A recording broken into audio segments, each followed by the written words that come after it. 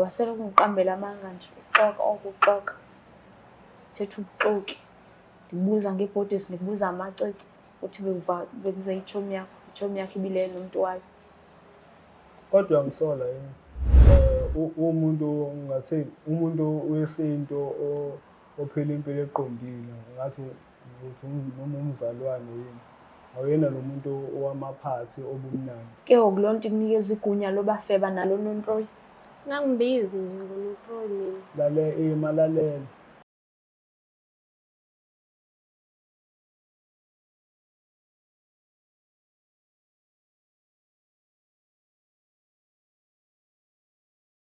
Ngiyanibingelela nonke ababukeli bayo iBlack Life TV kuhlelo esilibiza ngokuthi umfunani umuntu wami. Igama lami nguStufuza Dlangamandla Zulu. So namhlanje sivakashele udadewethu kanjani khona lento angasayiqondi kahle hle kwi-relationship yakhe no-person wakhe. Esizoyithola futhi kungesikhathi esingakanani kusuka manje. So ke asike sizwe ukuthi ngabe kwenzakalani. Sabona kunjani?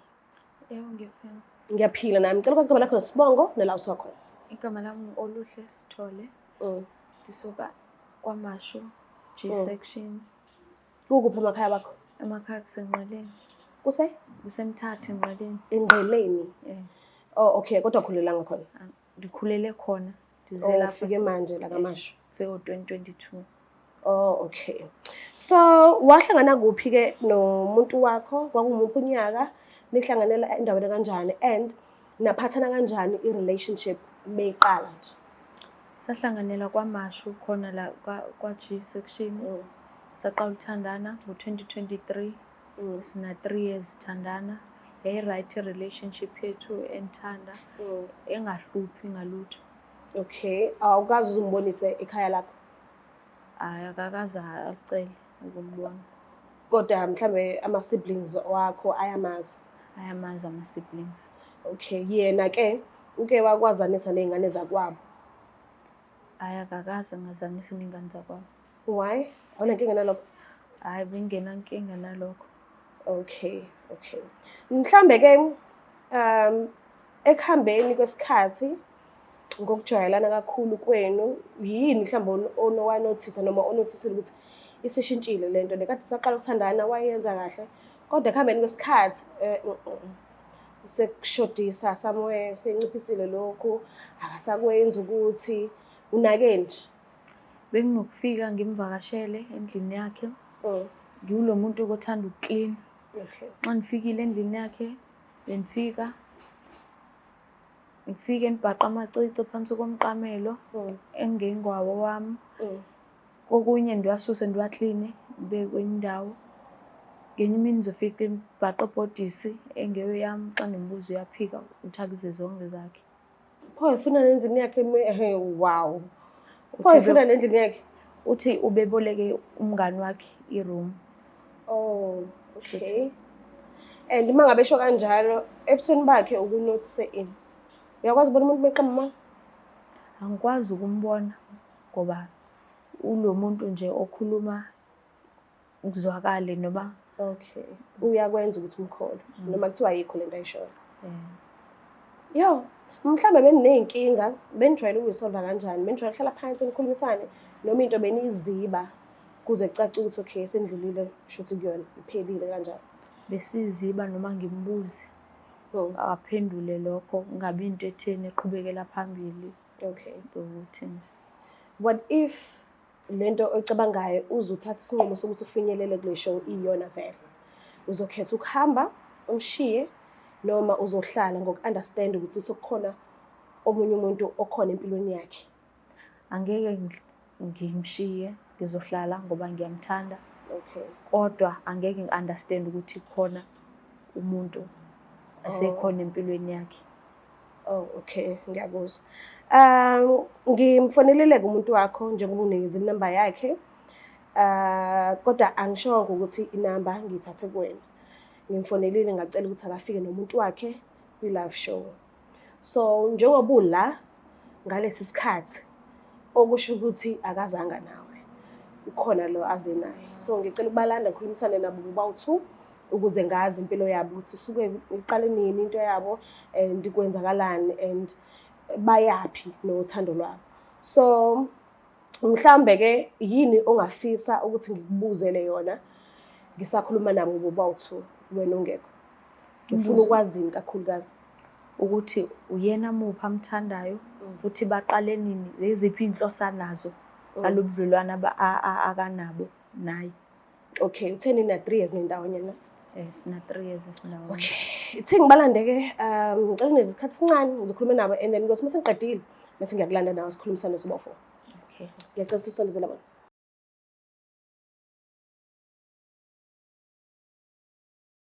Siphinde sinamukele futhi babukeli bayo iBlack Life TV kuhlelo lethu lwezothando. So today sihlele-ke ne-couple yethu. Sizoxoxisana nje nayo kabanzi sizwe ukuthi ngabe baphila mpiloni uthando lwabo. So-ke asike sizwe ukuthi ngabe kuzohamba kanjani. Sanibona njani? Niyaphila? Siyaphila. Ngicela uqala ngawe ngicela ukwazi khona nesibongo nala usuwakhona. Isibongo sakho wedwa lesi noma uyashare nomuntu? Sabungedwa. Sekufanele umuhle. Ngiyabonga. Igama lami nguNontobekwa Ndlovu. Undlovu. Emakhaya eseMaritzburg. Ngila kaMashu ngokuhlala, ngifike ngokuzofunda. Okay, shuthi wakhulela Ngakhulela eMaritzburg. emakhaya. Okay, ubhuti baye. Mina ngoSimthembile uwanxele. Uqhamuka eHighflats ngikhulele khona. Kuphi ne-Highflats? Highflats ePhepheni. Oh. Okay. So manje uhlala kuphi? Ngihlala kwaMashu kwaG. Okay. Ngicela ukwazi la nihlangane khona, nihlanganele kuphi and nahlangana nini? Yaqala nini relationship?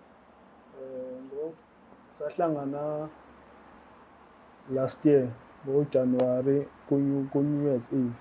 Okay. La ngaqala khona ukumbona. So zathi zithi nje 12 midnight 0000 nina ngahlangana. Ngamona after. Oh, after. After ngoba ubona ukuthi uma ku-celebrate hayi ukuthi kuzolinda ukuthi kuqhuyiswe amasiko lalo. Kuyahlala nje kuze kusabuya. Okay. So ilapho engamthola khona ngahlala ngakwazi ukuthi ngixoxe nokwazi ucommunicate naye. Okay. Wambona umuntu kanjani? Yini le eyakusondeza kuyena? Wa-attractwa yini? Uzofisa nje ukukhuluma naye okokuqala niwaboneni? Oqala nje ubuhle bakhe. Nesiphongo. Yebo, ngibala lapho. Isiphongo senkani lesi noma isiphongo nje senhliziyo enhle? Hayi senhliziyo enhle, unomoya ophansi. Oh. Akayena lo muntu lo othanda impi kakhulu. Okay. Okay. Ngibona umuntu oright okwaziyo futhi ukuthi masikhuluma sixoxisana sibone ukuthi inkulumo yethu iyaya phambili. Okay, niyazwana, niyakwazi ukulalelana? Yebo, siyazi ukulalelana kahle. Okay. Wamfica single noma wayenomuntu? Wathini kuwena? Angizange ngimubuze ukuthi unaye umuntu. Abangisanaki into eningi. Ngisanaki into eningi, ngazibonela umuntu nje. Ongakwazi ukuthi anele kuyami inhliziyo. Okay. Kube umuntu ongifanelayo futhi ngimthandayo. Okay. The time niqala ukuhlangana wena wawunomuntu noma wawusingle? Mina ngangingenayo umuntu. Okay. Okusenesikhashana nje ngingamtholi ngoba la abakhona nje endaweni abayo lento engiyifunayo. Okay. Yini oyithanda kubhuti? Into engithanda ngaye umuntu oright, uyangenzela izinto. Yes. Like nje. Uyakhumbula ukuthi umuntu wakhe? Ya uyakhumbula ukuthi umuntu wakhe ngoba uyangi-check-a, uyangifonela ekuseni nasemini ngisho nasengilala uyangifonela. Okay. Mhlambe ngabe wazizwa umuntu osifazane onenhlanhla engakanani mawuthola umuntu nje engenamuntu kulesi sikhathi samanje? Ngazizwa nje nginenhlanhla nje enkulu kabi. Awukwazi ubone lutho futhi ngempela? Angazi ngibone lutho. Oh, okay. Mhlambe ke kusuka manje kuyele eminyakeni emihlanu nizibona nikephi noba u2? Sibona nje into yethu ihamba ngempela phambili. Anikaze nixoxe ngokuba nabantwana? Cha, besingaxoxa ngokuba ney'ngane. Akaze axoxe indaba yokuvela ekhaya lakini, ekhaya lakho? Wake washo ukuthi ufuna ukuvela ekhaya. Kodwa akasho ukuthi into yamanje? Cha, asho ukuthi into yamanje. Oh, okay. Nihlala ndawonye noma niyavakashelana? Siyavakashelana. Okay. Ama-siblings wakho usuke wababonisa yena. Bayamazi? Bayamazi. Bazizwa kanjani ngaye? Bayasho ukuthi u-right, umfana o-right. Babembuka nje. Bamkhonzile? Bamkhonzile kakhulu. Okay. Ithi ngibuze something. Angisho ukuthi into ekhona noma angisho ukuthi into ezokwenzeka. But kusemhlabeni la and sonke sinezinto zethu esizenzayo esifihlayo ezingekho right noma abantu esinabo empilweni zethu esuke singafisi ukuthi bazazi because suke sazi bazophoxeka. So what if ngelinye ilanga uyafica ukuthi khona omunye umuntu athandana naye akunandaba noma umficile wena noma uyena ufice wena kodwa uthola ukuthi mhlambe bayathandana and ba right mhlambe ngabe uyophuma kwi relationship noma uyohlala ngoku-understand ukuthi sekukhona omunye umuntu athi uyamthanda uzibambele nje ngokwakho. Ngizophuma. Okay, awufuni ukushare? Ngizophuma nje. Cha, ngifuna ukushare. Oh, okay. But uma sekwenzeke usisi ngelinye ilanga umbhaqo nje nomunye umuntu indlela thizeni akunandaba noma kuyobe umuntu mhlawumbe abuyelene naye obevele khona empilweni yakhe noma umuntu omusha wena uyobahlukanisa noma uyokhetha ukuhamba wena noma uyohlala ngokwazi ukuthi vele umuntu wami usenomuntu wakhe naye.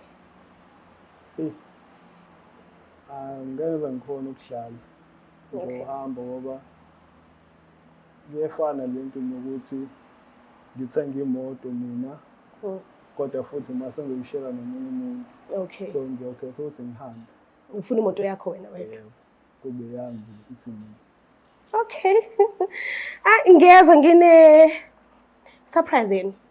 So ngiyacela nje ukuthi nisukumeni nibheke ngala ngizoyilanda. Ngiyibeke la eduze kwethu. Ngiyacela ukuthi nisondezele surprise. Ziyakhala manje. Ngiyacela ukuthi nisondezele i-gift yethu niyibeke ngala. Ngicela ukuthi nijikeni nihlale phansi ehlalweni zenu. Alright. Ubonani ngamehlo akho? Ngibona ujeza phela. Oh mama, waphela ngithi ngishiye endlini nje. Mama. Ya wena Nondindi umfunani umuntu wami? Umuntu wakho? Umfuna umuntu wami? Umuntu wakho?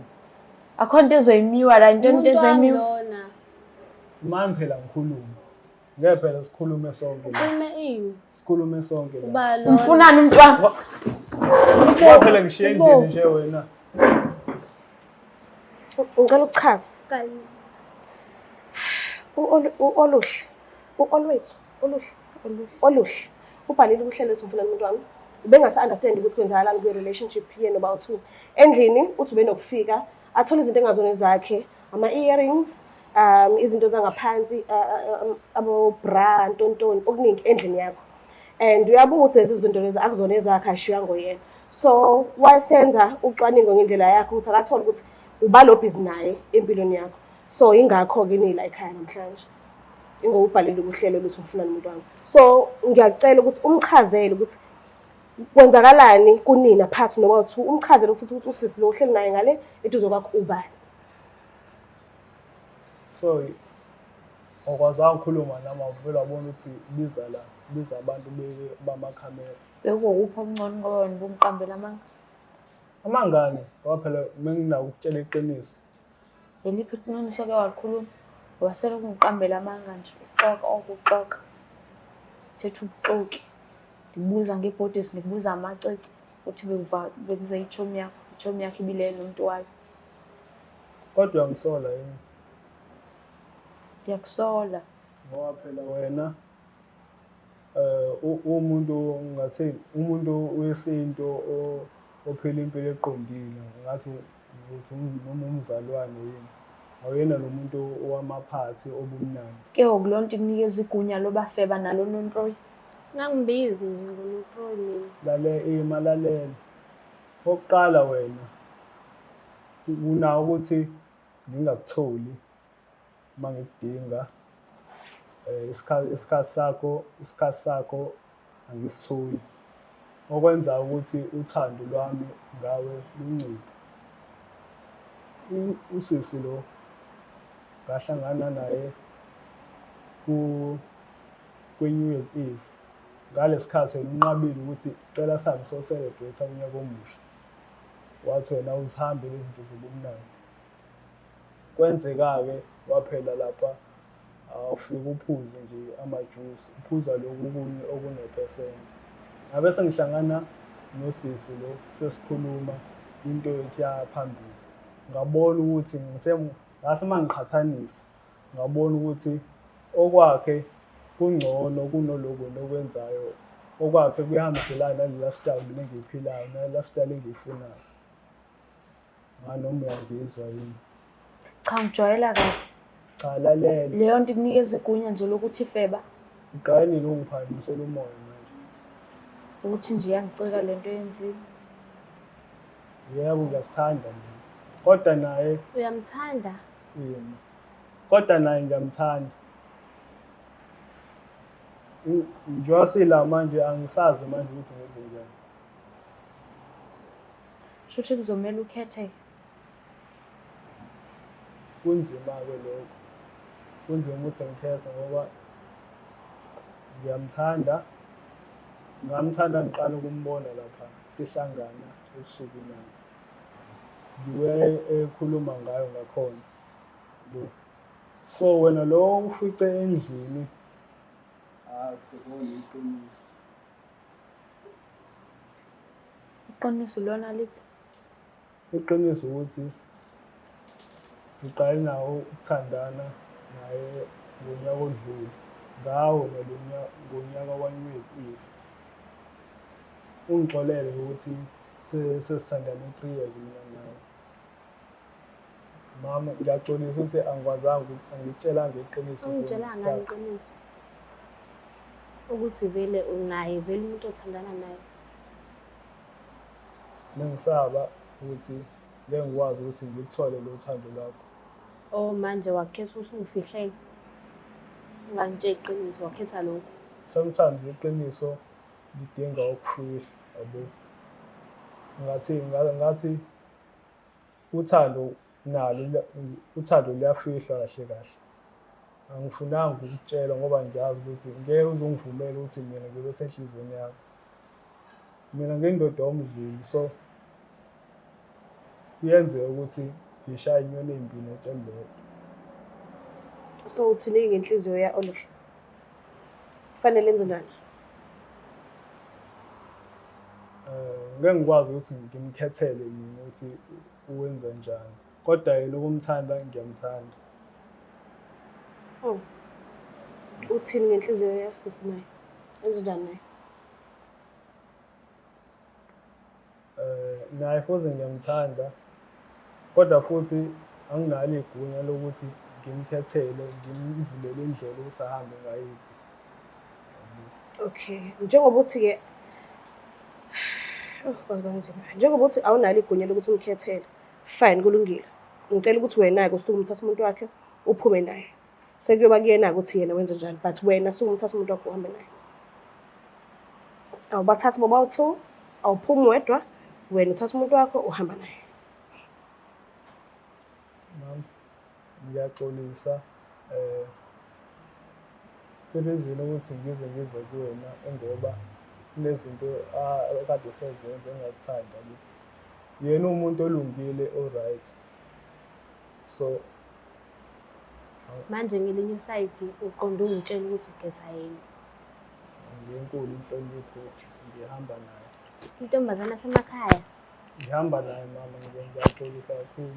Angijwayeli kabi wena Jezebel. Angijwayeli kabi. Akulingijwayeli kabi. Ngizokushaya ungalingi. Ngicela sana. Umbuka lapha ekhaya niyazibonela nani ukuthi siphethe ngani. Sithe nje ubhuda so uthatha umuntu wakhe ahambe naye. Nizibonelile nani ukuthi uhambe noba. Ngiyacela ungakhohlwa ukuthi usubscribe, like ushare, ngiyanthola kakhulu. Bye. Black Life Traditional Pharmacy izimpande zama-Afrika. Sikulethela konke ongakudinga. Sisebenzisa imvelo kokulapha, sididiyele izimpande, kwahlanganiswa ongoti abahamba phambili kwezokulapha ngesintu. Senzela wena. Sikhona isikhafula sokubuyisa isithandwa sakho, ukuthola umsebenzi, ubuyisa umuntu wakini owaduka. Sikhona neziwasho. Sikhona isiwasho sokugeza isichitho, ube nogazi, uthandeke ebantwini, ukususa amathunzi amnyama, nokuvula izinto zakho ziqale phansi abantu bakuthande. Siyabasiza nomama uma unenkinga umhlume, ama-ulcer, i-cancer, i-BP, ushukela, ama-fibros, uvule nesibeletho ukuzothola abantwana. Siyabasiza nosisi ukukhuphula isitofu sibeke ku-6, indoda ikuthande kakhulu izikuphi imali. Nobaba sebasiza ukuqinisa idonkipiri, umthetho uqine endlini. Wenza umuntu wakhe athande wena wedwa, alangazelele wena wedwa futhi, uphinde uvikele umkakho. Woza kithi epharmacy, eBlack Life Traditional Pharmacy. It's the Black Life TV.